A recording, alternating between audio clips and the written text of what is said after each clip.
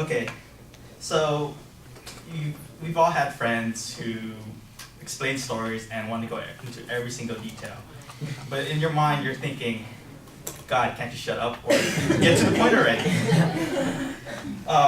So my quote is, let me explain. No, it's too complicated. Let me sum it up.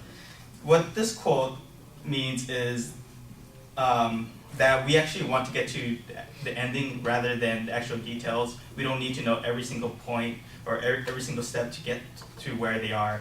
And I agree with this quote because that's the way our society is built. We go towards the results rather than a process. And I can explain this through, at least in my job or when I used to work at a hotel. When I was working at a hotel, I used to work by myself, so I wouldn't need to explain myself to anybody. I would just do whatever I wanted as long as I got the job done. But then the person that came in the morning, and then they're gonna have to explain every single thing they're doing to my boss, the general manager. But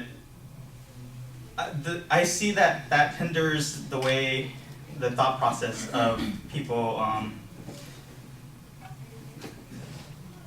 I see that hinders the way that we work as a society, and then our society is built on how much production we have rather than the actual amount of detail, and we're based off of the amount of quantity rather than quality. I guess you can say, and that's why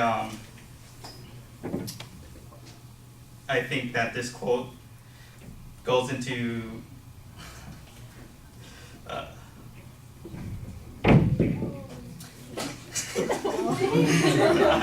yeah, I can't think of anything. Okay.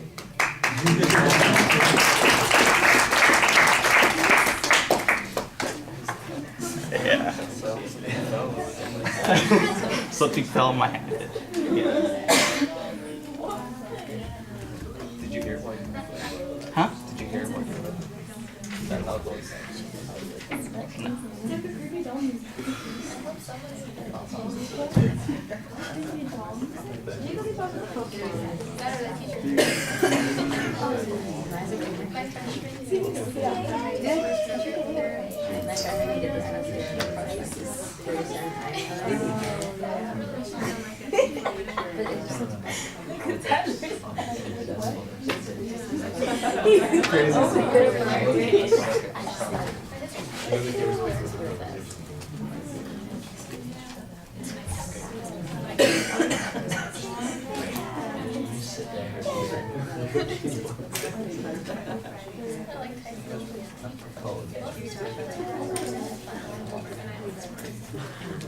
She got really frustrated. And then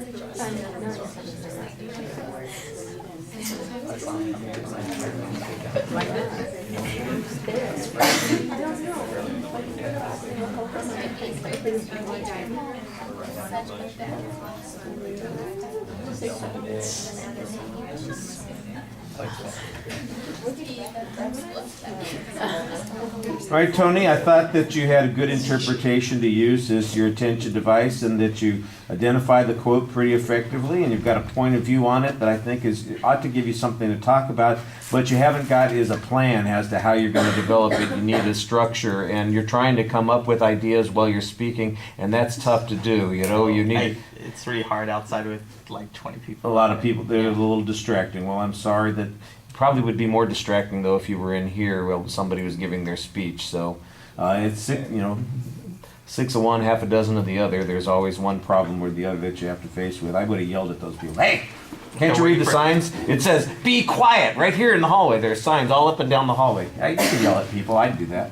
Of course, then authority figure. And I'd just be mistaken for Clint Eastwood out on the front lawn. All right, I think you start off pretty well with your voice projection, and there's good variety in your voice while you're speaking, but you get less confidence as you become less certain of what you're saying. So we had a similar problem right before. Your gestures are limited. You have a couple of good indicators. The pacing, obviously, as you get toward the end and you've exhausted your ideas, everything starts to slow down and you're uncertain, and instead of flowing smoothly, it just becomes a little bit lethargic and starts coming out very slowly. Your eye contact, I didn't really feel like you were very consistent with this. You look up, but I don't really feel like you're looking at the audience for the most part, and you need to engage a little bit more. You've got to, your voice is engaging and your manner is engaging, but your facial expressions and your eye contact, they don't seem to have the same kind of engagement. And I think that you need to work on that a little bit. Your body position is also a little bit awkward. You're kind of standing there leaning on one side and you got the hip pointed out awkwardly. You want to be a little bit more formal. Force yourself. You want to be in control. You look like you are just standing there. You're going to blow anyway with the wind as it goes along, and you want to take a little bit more control of the room and the audience with your posture. And I think that you could do that, and that would give you a little bit more confidence. Even at the end, when you bail out, you could at least just come back and say, well, like I said at the very beginning, sometimes people just want to get to the point, and that's what I'm doing right now. I've gotten to the point. I'm done. And you can finish that way and be a little bit more assertive because you're taking a confident position at the beginning. At the end, though, because you haven't done that, I think it feels a lot more weak than it should at the end of the speech. You want to lose the pen. You don't need a baton while you're speaking. So, keep stuff out of your hands as much as possible. All right. Thank you.